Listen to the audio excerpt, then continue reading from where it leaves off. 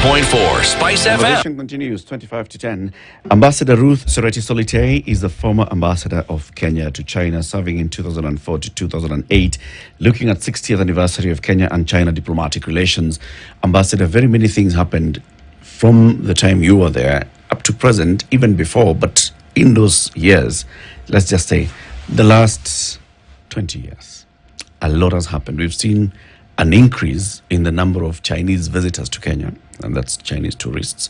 We've seen an increase in the number of investments that are linked to Chinese investors in the country. We've also seen an increase in the number of Kenyans who have moved to China. Let's talk about that. In terms of Kenyans moving into China for education or for work, what kind of groundwork did you have to lay? Thank you very much for that question. Excuse me. In terms of Kenyans moving to China, at the time we had a number of scholarships that China was offering to Kenyans. And what one of the things I did was to request for an increase in the number of scholarships. Because I think China was offering, was it about 50 scholarships then per year? But then I did have a conversation with the Ministry of Education of China to request that we enhance those scholarships, because there were some countries that are already getting so many, and ours the numbers were still very low. So then, there was that renegotiation of that agreement to ensure that more Kenyans then are able to access Chinese institutions of higher learning. And the other thing we did in terms of Kenyans moving to China was to, constantly promote the relations in whichever we could between the Chinese and Kenya, because it has to be a two-way thing. And one of the other things we did was to organize exhibitions for marketing Kenya, and then Kenyans, like for example, we talked about the potential of tourists or tourism enhancement between Kenya and China by ensuring that Kenyans are able to relate to the Chinese, understand their way of doing things, understand what their interests are in tourism. And we had a few exhibitions where we got Kenyans to come and also visit and see and interact with the Chinese, so that they could have that kind of a two-way traffic. Yeah. And we also promoted Kenyan products, tea. We had events to promote our tea, and then that made Kenyans come to China. And we also worked with some private sector to bring Kenyans to China to visit. There was a big fair in Guangzhou, Guangdong province. It's one of the biggest industrial capitals in China. So, there would be these organized groups of Kenyans that would come, especially at the time when Kenya Airways had just started flying to China. It was flying to Hong Kong, but started flying to mainland China. So Kenyans would come. And just mentioning Kenya Airways, of course, we worked on establishment of a bilateral air services agreement that then saw Kenya Airways actually flying to mainland China. So that was a good way of getting Kenyans to move into China. But the Chinese, I think it wasn't too hard for the Chinese to start coming out to Kenya.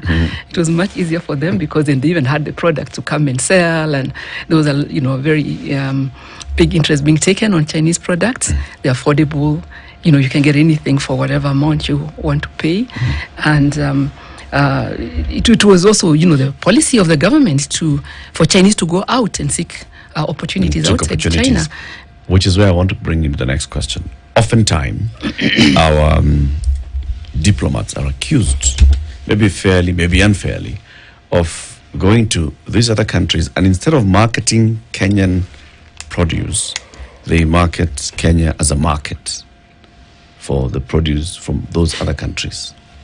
So we see an influx of goods that are manufactured from China coming into Kenya, but we don't see an influx or outflux of Kenyan products going into China. What would you say about that? I mean, why don't we see an increase, a commensurate increase in the balance of trade between the two countries?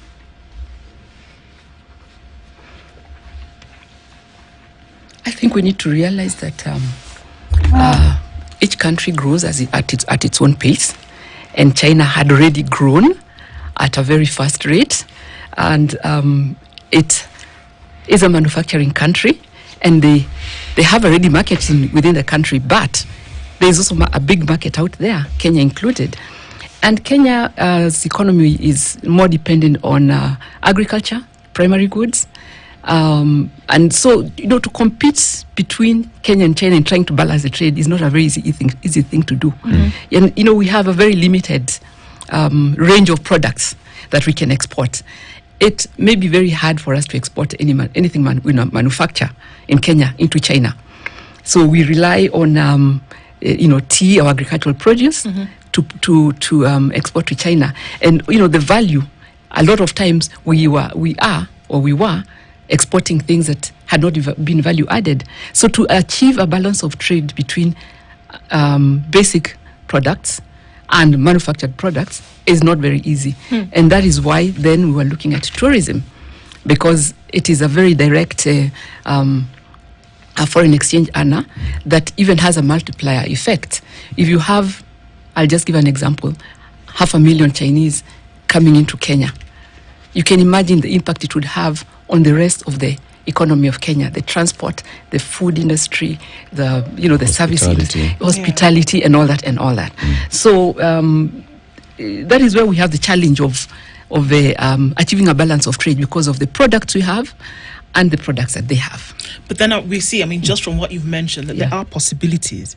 And when we look at the balance of trade, we look at bilateral agreements between two nations, and then you want to ask yourself, with the realization, because it's obvious, we know China manufactures, and the greater percentage of those who buy are within the country. They do they do export, they export labor, they export all sorts of other things. So there's something else that can be done. You're a career diplomat, looking at countries whereby these agreements have been made. You then are the liaison in terms of relationship between Kenya and this other country, China, as we speak of today. So was there the return of information, harping on the insistence, and even as we look forward, saying it's absolutely necessary that whereas Kenya may not be able to send its goods to China, that you can ask for more and more of your people to come here, because tourism is also a big issue for them. You work and rest. Can Kenya be where you rest? And shouldn't there be heavy insistence then upon that? Do what you need to do to make sure that you do have your 500 to 1,000 odd tourists who are coming into the country. So the basic of the question is, that manufacturing goods cannot go out there. Have there been conversations on the insistence that Kenya is and remains a holiday destination for Chinese tourists? Because then we can see that the numbers then start to meet at some point, because right now they're polarized, they don't meet.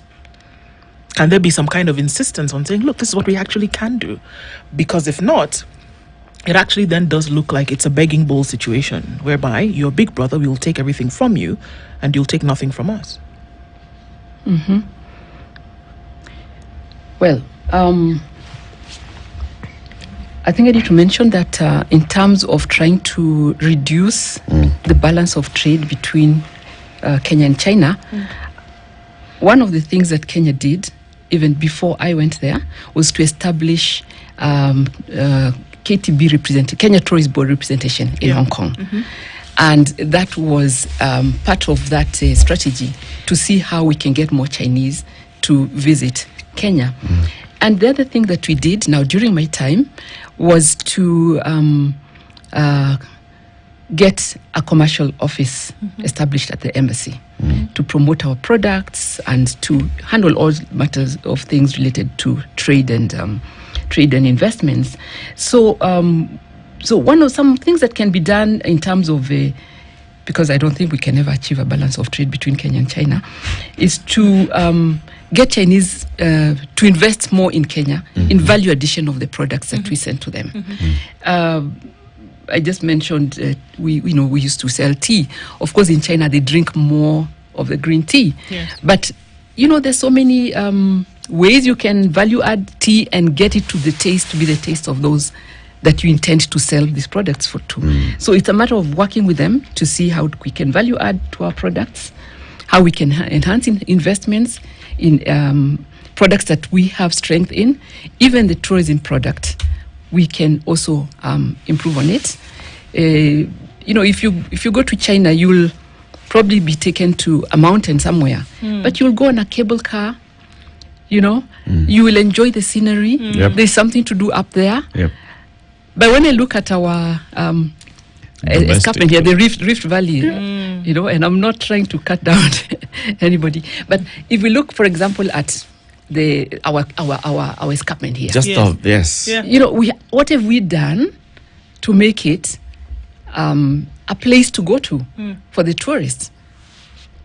I remember there was a high-level delegation that came into Kenya when I was ambassador, and part of the program was to go to the viewpoint on the Nairobi-Naivasha Road Yes. to see the Rift Valley.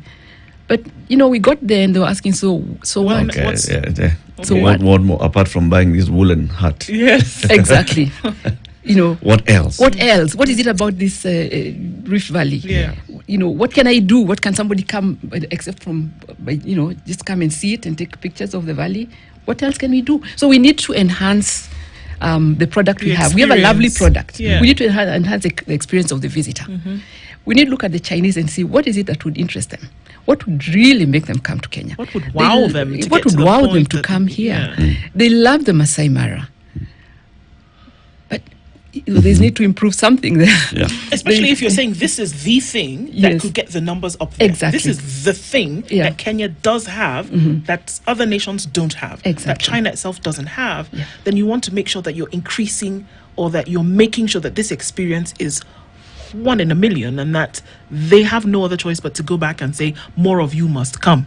And that's how the numbers start to increase. That's true. So there's work that needs to be done on the home front to start to, because if you're saying that, I mean, there's the complaints already that, the relationship is not you're not moving You're not at at the same- par. It's not at par at all. It's imbalanced. The relationship is highly, highly imbalanced. And if the desire is to balance it, then there's a lot of work that needs to be done on one side. And 3 guesses to whose side that is. But also remember that when you talk about foreign aid, the idea or the vision that people have of foreign aid is money being channeled through certain accounts. That's just part of the story. Otherwise, it's free money. Yes, and usually it's thought to be free. Whenever a country gives you foreign aid, part of what they're actually doing is opening new markets for their own goods. And also enabling their own population to have experiences in ensuring that they understand other terrains. This is something that countries that have been were involved in imperialism and colonialism specifically understood. So when you have the Chinese government giving us a loan, and that comes with goods, comes with services, meaning specifically comes with trucks, comes with earth-moving equipment. Those earth-moving equipment at some point will require servicing. They'll require people who actually operate them. And in the process, our people will also learn how to utilize that equipment. But a whole new market will have been opened up for those very, very, very goods. Now, competition that brings about the balance that Ndu is talking about, first of all, what steps have we taken to industrialize? Let's just start there. Okay. So when it comes to industry, where do we are at a stage where perhaps the best thing we can do is learn and hope that we can actually start our own nascent manufacturing or that sort of development. Yeah. But when it comes to actually trading, where we can be on an equal footing, is with the things that we are good at. As you say correctly, we have tourism. But the natural resources that we have, the thinking and the talking around how best we can make it attractive, it often ends at talk. Because the Masai Mara more or less remains the Masai Mara. What happens is people build many, many hotels. So after a while, you get the impression there are more hotels than the animals. Okay? Sorry. It's not entirely true, but But what else do we do to ensure that it's become something more interesting? It's something we talk about. We have all the bodies that are supposed to do it, but what do they do? We have Mount Kenya, for instance. What have we done to make Mount Kenya a tourist attraction? And that's the thing. I think when you're talking about having a foreign policy, because then a country would have a policy on how it wants to relate with a certain part of the world. Like you're saying, in the first Kibaki administration, there was that Look East policy. And there was focus on that. It needs to work hand in hand with a domestic development policy. So that when you're saying this benefit that we shall accrue from this foreign policy, this is how it shall help us domestically going forward.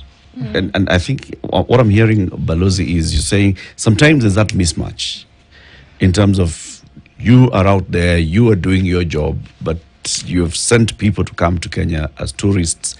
They have brought in the dollars, the RMBs. Okay, what are we doing with them to attract more and more of those? Is that the gap you're saying? Yes, thank you for that. Yes, there's that gap that we need to address, which also includes, the product as a whole, including the infrastructure. And until a few years ago, it was almost a nightmare to visit some of our key tourist destinations because the roads were, not there at all, and. So there's a lot that needs to be done. There has to be that connection between the foreign policy, the development policy, and the whatever our relations with the country should really be wholesome. We should be looking at. We want them to come and do something. We want them to. We want to benefit from this relationship. We also must do something. But what you're saying represents how the Chinese look after their own interests. And we ought to be emulating them and saying, how can we copy? How can we look at what they are doing to look after their own interest so that we can also look after our own interest? But it appears in my mind that the mindset that we've acquired over time is the one of dependency, where we prefer to be in a position where we are constantly dependent. Because if we genuinely wanted to move out of this dependency, then the question I would ask is, what have we been doing to do precisely that? What is it that we've done? Beyond talking, of course. I don't see much evidence of what we have done to move out of this dependency on whether it's aid or whether it's grants, because all our conversations seem to be how best can we borrow? Yes. If I can tack onto that question, Balozi, and to say then, after 60 years of this relationship between Kenya and China, even as it's commemorated today, what is there to really celebrate about the relationship? And what then, because we're here, then can you say that Kenya has been able to achieve or glean from this relationship for the last 6 decades? And what should change going forward?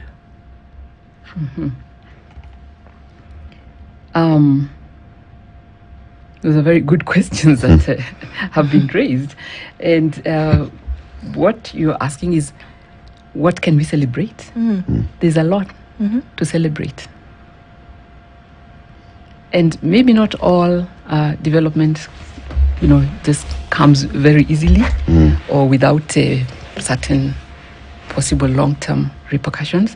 But if we look at the Kenya-China relations, aside from having good relations with China diplomatically, aside from being able to access aid and grants and financing, we have had a lot of Kenyans going to study in China who come back with skills. The skills that we need to develop our infrastructure, the skills that we need to in the medical field, the skills that we need to to do so many things that we need to do as a country there's a lot of celebration actually around the Kenya-China relations. Even at the international fora, we are able to get the support of China where we need to. We support them in certain things, they support us in certain things. We have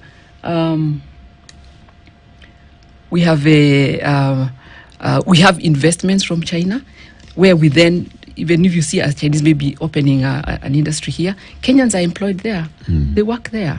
They're able to make a living. There's a lot of research going on in the forestry sector. How do we maybe, like China is very strong with the bamboo, how, we also learn from them how to better make use of the bamboo that we have.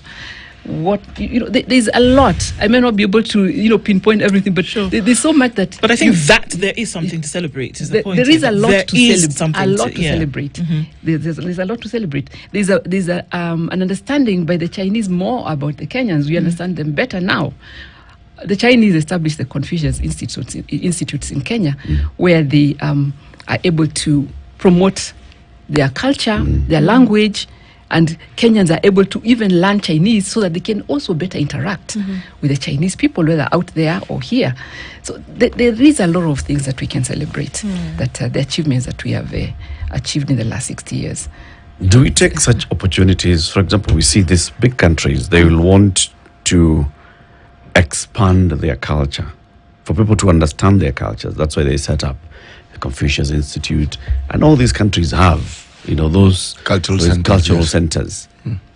Do we have one in Beijing or in Shanghai or in any part of China where people can walk in and see, this is the culture of the Kenyan people?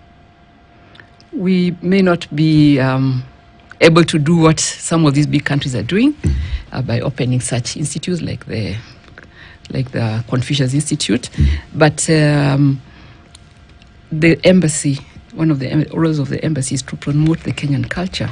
And that is why on occasions such as Jamhuri Day, you have that opportunity to showcase your country, either in speech, by hosting a reception, serving Kenyan dishes. But you also find that there are Kenyans who go out there themselves, out of their own initiative, and actually maybe open restaurants. Like I read recently, there's a Chinese lady a Kenyan lady that has established a restaurant in China, in Beijing, where she serves Kenyan food. So there are different avenues in which we can promote our culture through the Kenya Tourism Board, through participation in exhibitions. You showcase the culture of the country.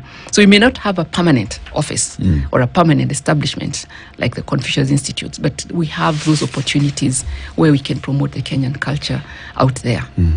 Balozi, the headline in today's Business Daily, Kenya a pawn in China's supremacy agenda. This is by an institute called the U.S.-China Economic and Security Review Commission, created in 2000 to submit an annual report to Congress on the national security implications of the economic ties between the U.S. and China, and to recommend government action by the U.S. government. Now, they're saying that as China was expanding globally, it has gone into these countries, for example, Kenya, and it's using its muscle to subdue Kenya as it expands its own agenda. Having worked there, having worked with the government of China, is this a fair representation? Okay, I hadn't even seen that. You are bringing it to my attention right now. What I would say is that countries establish relations with others to pursue their own individual interests, and it is really upon a country to know how to manage the relations with another country. And what I know, I'm not defending China or anything, but there's always it's always being lashed out there, that they're out to subdue countries, they're out to overtake, they're out to recolonize, and things like those. I think there's a need for a lot of public diplomacy to be done, where Kenya-China relations are concerned. What is it that we are pursuing as a country? What is it that China is pursuing? Where is our mutual beneficial interest at? Where are we collaborating at? What is the collaboration that is healthy and mutually acceptable to both of us? So there's a lot of that public diplomacy that we need to do. Balozi, thank you very much for joining us. Ambassador Ruth Sereti Solitei is a former ambassador of Kenya to China. We've been talking about 60 years of China-Kenya relations. Thank you very much. Your life. Tomorrow is Friday. Bei ya mafuta itakuwa imefanya like that. See you tomorrow at 6. It's 10 a.m.